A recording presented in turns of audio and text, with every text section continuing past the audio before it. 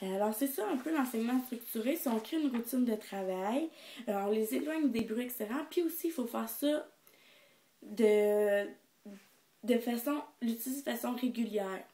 Parce que si on ne l'utilise pas de façon régulière, l'enfant ne comprendra pas bien le saisie de ce qu'on fait. Donc, travailler souvent à des heures régulières. Si à la maison, le parent fait toujours les devoirs de l'enfant après le souper, mais pas briser cette séquence-là. Parce que lui, l'enfant, il se dit, c'est vrai, après le souper, je fais mes devoirs. Mais il peut arriver des imprévus, mais c'est souvent garder la même séquence. Parce que souvent, quand il arrive des imprévus, on a une petite désorganisation. Donc, c'est pas chambouler les routines de l'enfant tout le temps. Donc, c'est respecter la routine.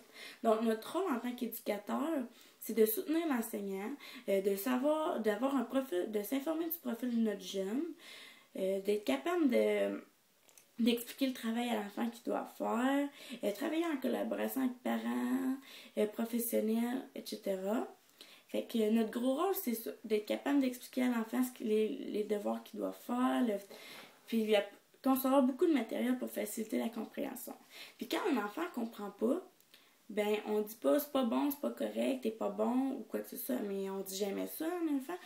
Mais avec ces enfants-là, on va essayer d'autres méthodes. Par exemple, si l'enfant il est vraiment pas capable, on va faire une évaluation. L'enfant il est pas capable d'écrire son nom, il s'est fâché. Et nous, on voit juste le fait qu'il s'est fâché. Donc, pourquoi là, on va faire une évaluation. On va identifier le comportement qu'il a. Pourquoi il s'est fâché? C'est quoi l'origine du problème? On va essayer de chercher tout ça. Après ça, on va faire l'intervention positive. On doit-tu restructurer quoi que ce soit? Représenter la consigne d'une différente manière? Bon, qu'est-ce qu'on doit faire? Après ça, on va faire la modification du comportement.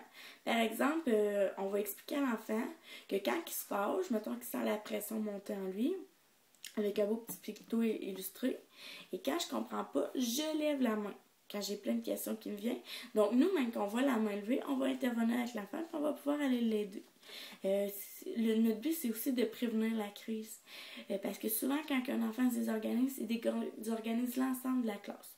Donc, on sait que si un enfant commence à taper sur le bureau, on intervient, on n'attend pas que la crise se fasse, on va intervenir, on va régler le problème, donc on garde une stabilité dans la classe. En gros, c'est ça pour l'éducateur.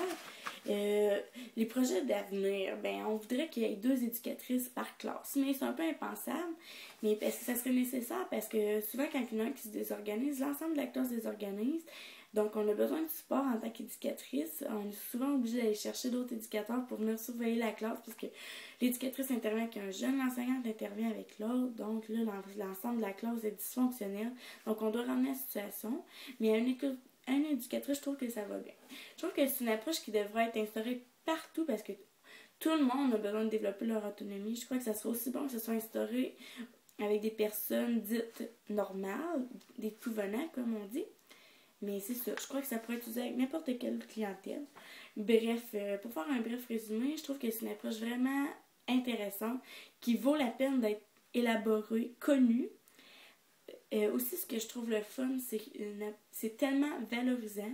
Oui, on met beaucoup d'efforts, beaucoup de persévérance, on fait de la surstimulation, de la stimulation, on n'arrête pas de fournir des efforts. Mais l'enfant aussi en fournit des efforts. Puis c'est ça qui est le fun, parce que les efforts que tu mets, l'enfant aussi les met.